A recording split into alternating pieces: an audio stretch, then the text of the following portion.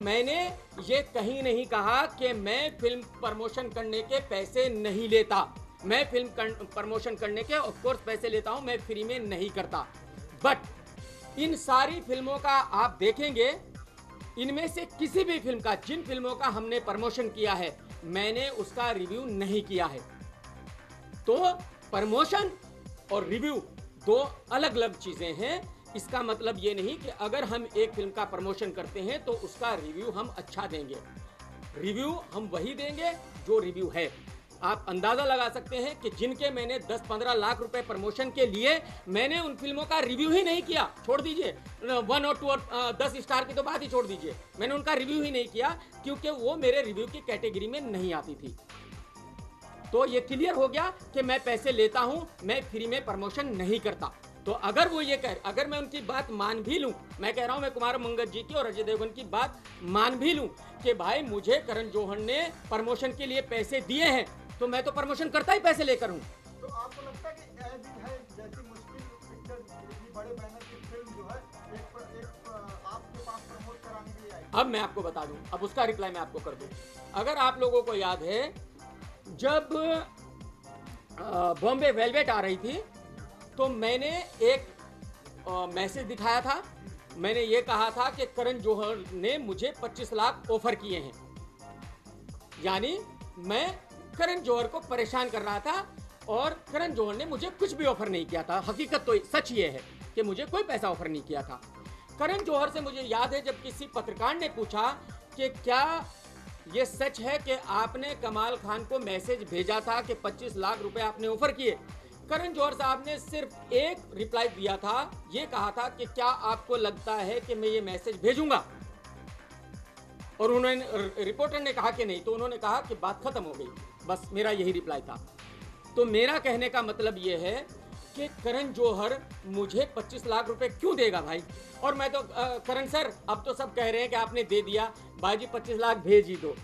मैं तो कहता हूं दे ही दो, देखो इतना आपके लिए इतना बवाल हो गया है। तो आप ऐसा कैसे अंदाजा कर सकते हो कि भाई करण जौहर मुझे 25 लाख रुपए देगा? क्यों देगा भाई करण जौहर मुझे 25 लाख रुपए? तो आप किसी का नाम इतनी जल्दी बदनाम नहीं कर सकते ना। आप एक फोन क्लिप पे बात कर रहे हैं, जब बेस हो सकती है। मैं हाँ, अब ये बात, मैं अगर किसी अनजान आदमी से बात कर रहा होता तो मैं ये बात नहीं करता था।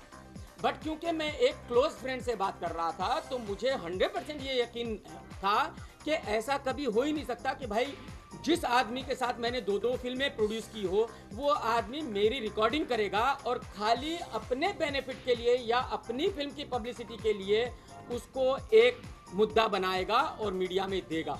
तो मैं एज ए क्लोज फ्रेंड बात कर रहा था, और क्लोज फ्रेंड्स के बारे में बीच में बहुत सारी बातें होती, बहुत सारी ऐसी बातें हैं जो मैं यहाँ कह भी नहीं सकता, जो कुमार मंगल जी और मैं फोन पे करते थे। क्या उन्होंने वो सब बातें रिकॉर्ड की?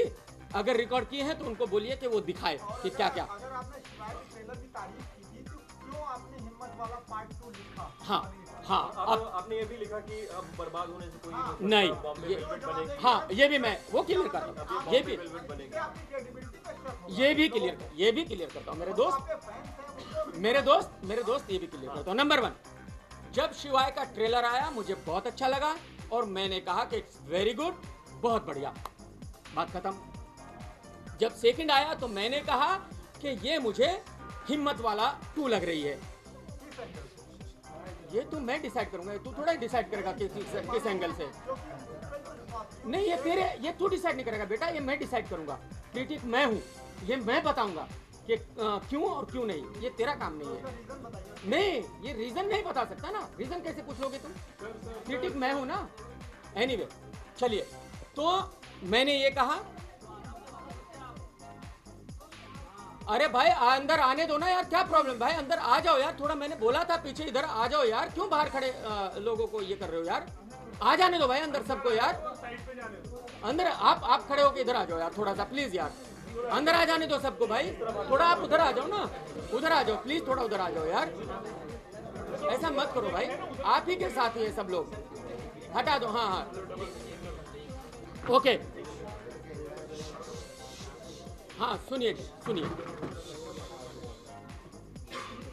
ए दिल है मुश्किल का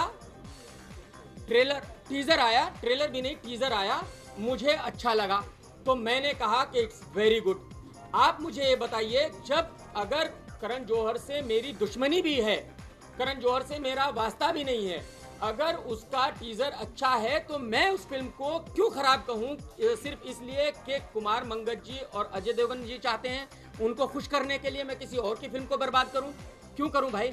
जैसे कुमार जी कह रहे हैं कि फिल्म को बनाने में बहुत मेहनत लगती है, तो जैसे उनकी फिल्म को बनाने में मेहनत लगती है, ऐसे ही दूसरे प्रोड्यूसर्स को भी फिल्म बनाने में मेहनत लगती है। तो मैं किसी की भी फिल्म हो, अगर वो टीजर मुझे अच्छा लगा है, ट्रेलर मुझे अच्छा लगा है, तो मैं उसको खराब क्यों कहूँ? मैं नहीं कहूँगा, पक्का है ये, 100% है। और वो बॉम्बे वेलवेट वाली अगर आप बॉम्बे वेलवेट वाली क्लियर कर देते, हाँ। बॉम्बे वेलवेट वाली। अब ये जो आप कह रहे हो कि मैंने ये कहा, मैंने ये कहा कि ये फिल्म बर्बाद हो गई, ये मैंने जब उन्होंने मीडिया में चले गए उसके बाद कहा। उसके बाद क्यों कहा, उसका रीजन मैं समझाता हूँ आपको। यही चीजें अनुराग कश्यप ने की थी कि उन्होंने अपनी फिल्म के बारे में इतनी निगेटिविटी फैला दी थी कि कमाल खान अपना हथियार काट लेंगे, मैं अपना हथियार काट लूंगा, ये कर लूंगा, वो कर लूंगा।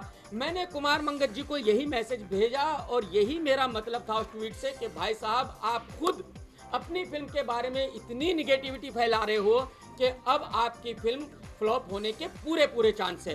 ये हिम्मत वाला 2 बन ही जाएगी, क्योंकि अगर आप ये कह रहे हो, अजय देवगन जैसा बड़ा स्टार ये कहता है कि कमाल खान अगर मेरी फिल्म के बारे में बुरा कहता है, कमाल खान मुझे फेवर नहीं करता, तो मेरी फिल्म नहीं चलेगी, इसका मतलब आपको अपनी फिल्म पे भरोसा नहीं है, इसका मतलब आपको अपने प्रोडक्ट पे भरोसा नहीं है।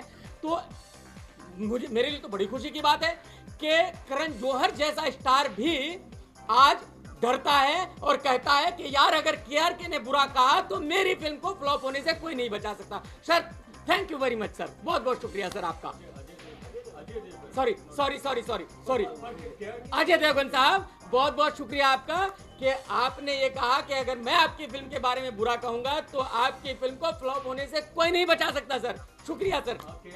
जी, अक्सर दोस्तों की जो फिल्में होती है वो प्रमोट करते हैं, तो जब शिवाय का ट्रेलर आया था, जब आपने अच्छा कहा था, उसके बाद क्या आपने अप्रोच किया था अजय देवगन को ये प्रस्ताव लेके कि आप प्रमोट करेंगे फॉर अ फ्री, और उन्होंने इनकार कर दिया था? ऐसा कुछ डील हुआ था आप दोनों के बीच में? भाई मैं अप्रोच क्यों करूंगा? जैसे मैंने कहा, जब प्रमोट तो करते हैं ना बहुत सारे फिल्म। बिल्कुल, तो मेरे तो जैसे मैंने कहा, कुमार जी तो मेरे क्लोज दोस्त हैं, मैं उनको क्यों कहूं?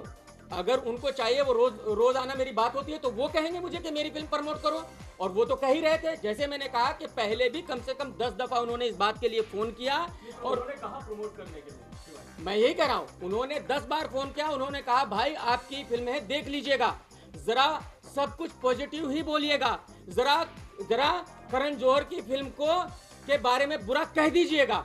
ये कुमार मंगत जी ने मुझे कहा, 10 बार कहा, एक बार नहीं 10 बार कहा। दोस्त दिखाते में एज ए क्लोज फ्रेंड।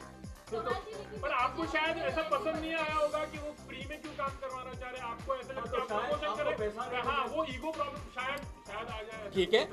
ठीक है, चलिए, मैंने उनकी सारी फिल्में आज तक दोस्ती खाते में ही प्रमोट की है, मैंने कभी उनसे कोई पैसा नहीं लिया, जितनी भी फिल्में उनकी रिलीज हुई है आज तक।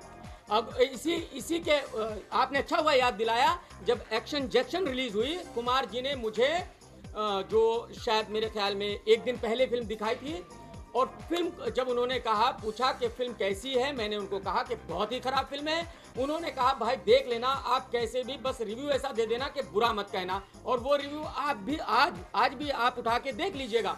उसमें मैंने फिल्म को तो वैसा ही कहा जैसी थी, क्योंकि मैं अपना रिव्यू किसी के कहने से चेंज कभी नहीं करता, मैंने वैसा ही जो मुझे कहना था वही कहा। बट मैंने अजय देवगन को उसमें कहीं भी क्रिटिसाइज नहीं किया, बल्कि अजय देवगन के बारे में मैंने अच्छा कहा कि ये हिंदुस्तान के नंबर 1 एक्शन हीरो है और जबरदस्त काम किया है, ये और वो, आप देख लेना उस रिव्यू को। कमाल जी, क्या जी 2 रुपए के आदमी है जो अभी बिलियनियर बन चुके हैं, और वो इंडस्ट्री को इतना इमोशनली सपोर्ट नहीं करते हैं, लेकिन बात करें अजय देवगन की, उन्होंने कभी भी कॉन्ट्रो का सहारा नहीं लिया अपनी फिल्मों के लिए, उनका बहुत क्लीन पूरा रिकॉर्ड रहा है। तो आपको क्या वजह लगती है कि अगर ये मामला अगर गलत होता तो सामने ही नहीं, मैं यही कह रहा हूँ, उन्होंने जो यशराज की फिल्म थी, जो उनका एक ही दफा ऐसा टकराव हुआ है सनोज सरदार और यशराज की फिल्म का, और उस वक्त उन्होंने सारे हरबे अपनाए थे, उस वक्त उन्होंने सारे पैंतरेबाजी की थी, उस वक्त उन्होंने सारे कोर्ट कचहरी